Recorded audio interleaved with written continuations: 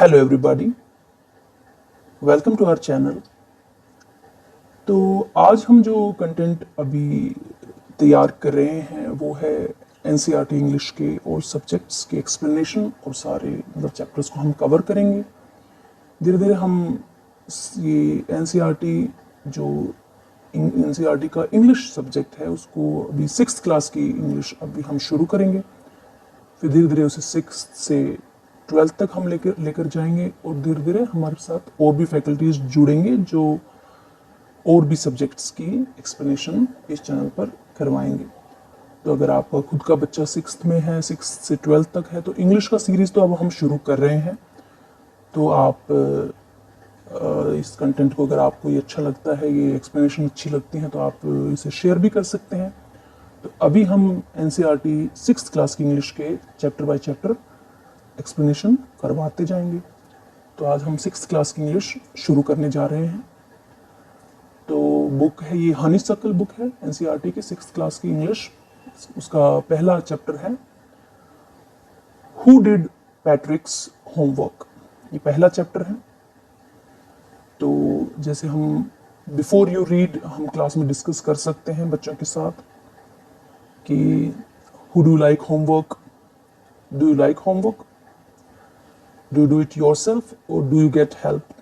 आप इसे खुद करते हैं या फिर आपको हेल्प की जरूरत पड़ती है।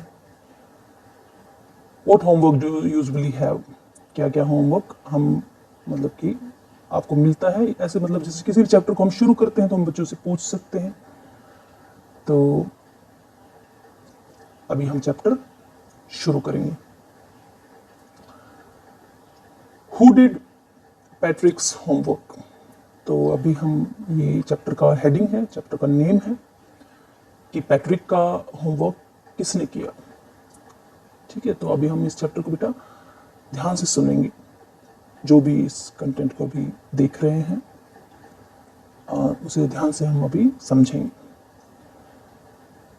Patrick never did homework. Patrick कभी होमवर्क नहीं करता था।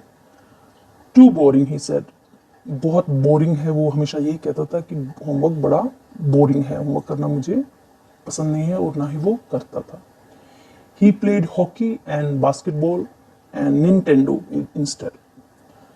हॉकी खेलता था, बास्केटबॉल खेलता था और निंटेंडो खेलता था। निंटेंडो वीडियो गेम को कहते हैं। तो होमवर्क करने के बजाय हॉकी खेलता था, बास्केटबॉल खेलता था और निंटेंडो खेलता था।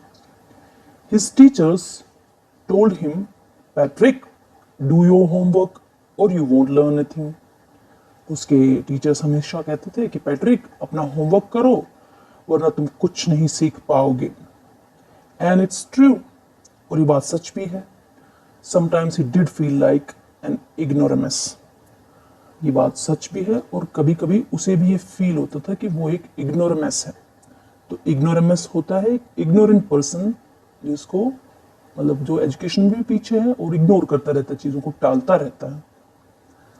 But what could he do, पर वो कर क्या सकता था। ही हेटेड होमवर्क, उसको होमवर्क करना पसंद ही नहीं था। नेक्स्ट पैरा है, then one day he found his cat playing with little doll. एक दिन उसने देखा कि उसकी कैट एक लिटिल डॉल के साथ खेल रही है। And he grabbed it away, और उसने उस डॉल को, पैट्रिक ने उस डॉल को ऐसे पकड़ा और कि ऐसे दूर खींचा। To his surprise it wasn't a doll. फिर उसे पता चला कि ये एक डॉल नहीं है, but a man of tiniest size.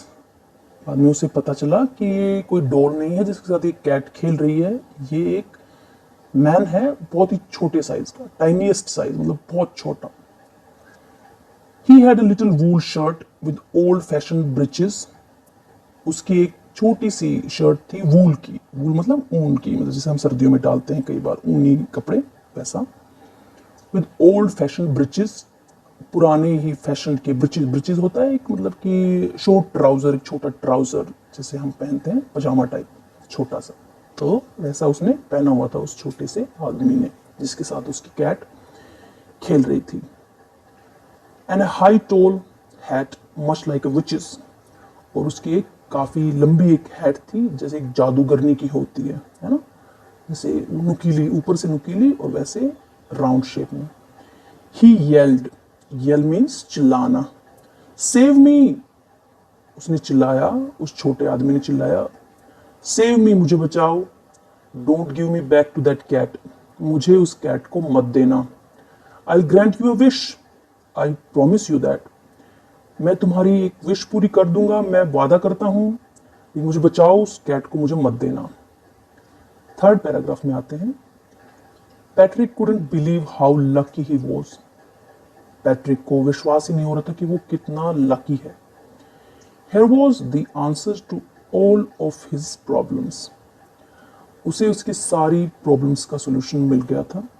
So he said, तो उसने कहा, only if you do all my homework till the end of the semester, तो उसने कहा एक ही शर्त पर, अगर तुम मेरा सारा होमवर्क कर दोगे अभी इस सेमेस्टर के एंड तक, 35 डेज बचे हैं, इसी शर्त पर मैं तुम्हें बचाऊंगा उस बिल्ली से। ये पैट्रिक ने उस छोटे आदमी को कहा। If you do a good enough job I could even get A's, अगर तुम अच्छा काम करते हो तो हमें, मतलब मुझे एक ए ग्रेड मिल सकता है, अगर मतलब कि मैं तुम्हें इसी शर्त पर छोड़ूंगा। ओके, फोर्थ पैराग्राफ है।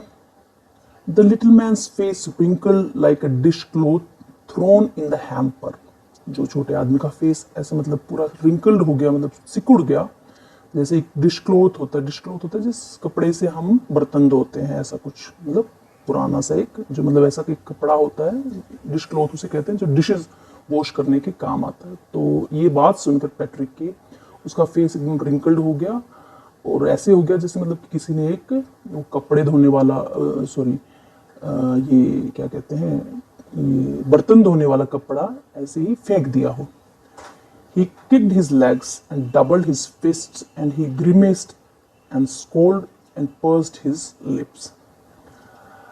उसने ऐसे लेग्स को फर्श पर मारा जैसे गुस्से में करते हैं, और जैसे फेस ऐसे बनाए जैसे उसको बहुत गुस्सा आ रहा है। ओह एम आई कर्स्ड, मतलब मुझे ये क्या कर्स मिला है कि मुझे तुम्हारा होमवर्क करना पड़ेगा।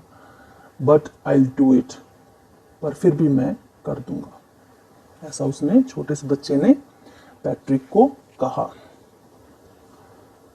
फिफ्थ पैराग्राफ है। And true to his word that little elf began to do Patrick's homework, और जैसा उसने कहा कि ठीक है मैं तुम्हारा होमवर्क कर दूंगा, दैट लिटिल एल्फ, मतलब एल्फ मीन्स होता है जैसे जिन, जिन भी कह सकते हैं एल्फ को, क्योंकि उसके पास पावर्स थी और उसने ये भी कहा कि तुम्हारी सारी मैं विशेष पूरी कर दूंगा। तो that little elf began to do Patrick's homework, तो पैट्रिक का होमवर्क उसने करना शुरू कर दिया। Except there was one glitch, सिर्फ एक ही प्रॉब्लम थी, glitch means problem. The elf did not always know what to do and he needed help, बस एक ही ये दिक्कत थी कि उसको सब कुछ नहीं आता था और उसको मदद की जरूरत पड़ती रहती थी। एल्फ जब उसका होमवर्क करता था पैट्रिक का, help me he would say, कहता था मेरी मदद करो मेरी मदद करो, हमेशा कहता था जब उसको कोई प्रॉब्लम आती थी उसका होमवर्क करने में। पैट्रिक का होमवर्क करते हुए ये एल्फ छोटा आदमी उसे कहता था कि मुझे मेरी मदद करो। And Patrick would have to help in whatever way, और पैट्रिक जितनी भी मदद कर सकता था उसकी करता था। I don't know this word the elf squeaked while reading Patrick's homework, elf ने कहा जब उसकी पैट्रिक की वो बुक पढ़ रहा था तो कह रहा था कि मुझे इस वर्ड का, मैं इस वर्ड को नहीं समझता, नहीं जानता। गेट मी डिक्शनरी, मुझे एक डिक्शनरी ला के दो, जिनने कहा उसे कि मुझे एक डिक्शनरी ला कर दो। No what's even better, look up the word and sound it out by each letter, और सबसे बढ़िया तो ये रहेगा कि तुम ही उस वर्ड को ढूंढो डिक्शनरी में और उसे ही मतलब बोलो, उसे पढ़ कर। ये उसने एल्फ ने पैट्रिक को कहा। सिक्स्थ पैराग्राफ है। When it came to maths, जब मैथ्स की बारी आई, मैथ्स का होमवर्क करने की बारी आई, Patrick was out of luck, मतलब पैट्रिक इसमें बिल्कुल लकी नहीं था, क्योंकि जिनको कुछ नहीं आता था। व्हाट आर टाइम्स टेबल्स, वो बोला कि टाइम टेबल क्या होते हैं। द एल्फ श्रीक्ड, मतलब कि उसको ऐसे उसने कंफ्यूजन में कहा, गुस्से में कहा कि क्या टाइम टेबल होते हैं। We elves never need that, हमको तो कभी इस चीज़ की ज़रूरत नहीं पड़ी कि टाइम टेबल्स पढ़ने की। And addition and subtraction and division and fractions, और एडिशन क्या होता है, सब्ट्रैक्शन क्या होता है, डिवीजन क्या होता है, फ्रैक्शन क्या होता है, ऐसे जिनने पैट्रिक को कहा। Here sit down beside me, उसने कहा कि मेरे पास बैठो। You simply must guide me, तुम मुझे गाइड करो, मुझे मैथ्स के बारे में कुछ भी नहीं पता, ना ही मुझे ये पता है एडिशन क्या होता है, सब्ट्रैक्शन क्या होता है, डिवीजन क्या होता है, फ्रैक्शंस क्या होता है। मेरे पास बैठो और मुझे बताओ, मुझे तो बिल्कुल नहीं पता मैथ्स, हमें तो मैथ्स की कभी ज़रूरत ही नहीं पड़ी। Elves know nothing of human history के बारे में भी हम नहीं जानते। To them it's a mystery, ये हमारे लिए एक मिस्ट्री है, मतलब हम इस चीज़ के बारे में कुछ नहीं जानते। So the little elf already a shouter just got loud, मतलब जो पहले ही थोड़ा थोड़ा चिल्लाता रहता था, अब और तेज से चिल्लाने लग गया कि मुझे तो ना तो हिस्ट्री आती है, ना ही मैथ्स आता है, मेरी मदद करो तुम्हारा होमवर्क करने में, मैं हम लोग तो बिल्कुल नहीं जानते, एल्व्स लोग बिल्कुल नहीं जानते इसके बारे में। Go to the library, library में जाओ। आई नीड बुक्स, मुझे बुक्स की ज़रूरत पड़ेगी। वो ये सब पैट्रिक को बोल रहा था कि ना ही तो हम ये जानते हैं मैथ्स के बारे में और ना ही ह्यूमन हिस्ट्री के बारे में जानते हैं, तो तुम लाइब्रेरी में जाओ और मेरी मदद करो और मुझे और बुक्स की ज़रूरत पड़ेगी। More and more books and you can help me read them too, ज़्यादा से ज़्यादा बुक्स लेकर आओ और तुम मेरी मदद कर सकते हो उन्हें पढ़कर, मतलब कि लाइब्रेरी से बुक्स लाओ और मेरी मदद करो, उन्हें पढ़कर बताओ मुझे, तभी मैं तुम्हारा होमवर्क कर पाऊंगा। 7th पैराग्राफ है, as a matter of fact every day in every way that little elf was a nag, मतलब कि सच में तो ये हो रहा था कि हर दिन जो लिटिल एल्फ था वो बार बार उसे कुछ ना कुछ करने को कह रहा था। मतलब नैग मतलब कि उसको मतलब कुछ ना कुछ कंप्लेन करता रहता था कि ये करो वो करो। नैगिंग, अगर हम किसी को नैग करते हैं उसका मतलब ये है कि हम उसको कंप्लेन करते हैं कि आप ये करो, पूछते रहते हैं कुछ ना कुछ, मतलब कि एक तरीके से हल्की सी परेशानी हो जाती है दूसरे आदमी को जब मतलब बार बार हम पूछते हैं, बार बार कंप्लेन करते हैं। तो ऐसा ही वो एल्फ कर रहा था पैट्रिक के साथ। Patrick was working harder than ever and was it a drag, मतलब कि पैट्रिक अभी काफ़ी मेहनत कर रहा था जो उसने अभी तक कभी नहीं करी।